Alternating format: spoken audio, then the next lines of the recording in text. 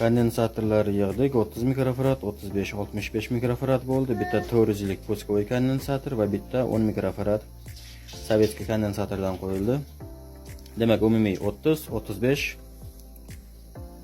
bo'lsa 65 va 75 mikrofarad bo'libdi. Umumiy sig'im kondensatorlarniki. Ishlatib ko'ramiz, pusk yo'rib.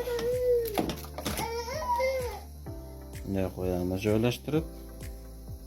Hamsiga ehtiyot bo'lish kerak, o'rab ketib qolmasin.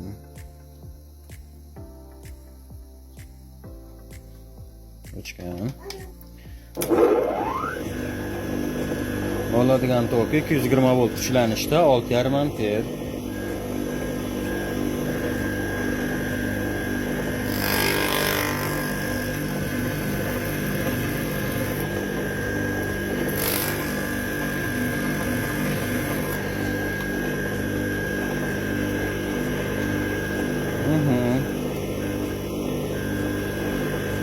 Yaxshi.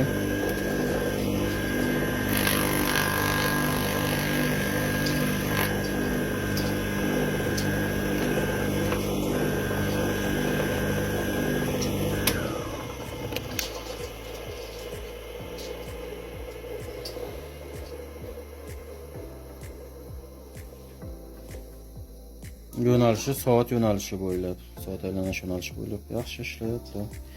Buni faqat endi orqasiga bitta parra qo'yish kerak ventilyator uchun. Bo'ldi. Hozir buni yulduzcha usulda yig'dik. 3 burchak usulga yig'sa kondensator ko'proq ketadi, sig'imi ham kattaroq korobkaga joylashtirish kerak bo'lardi. Shuni sinab ko'riladi. Agar shuni mexanik quvvati yetarlicha bo'lsa qoladi. Agar kuchi kamlik qilsa, bor yo'g'i samay kesish uchun bu pichanga.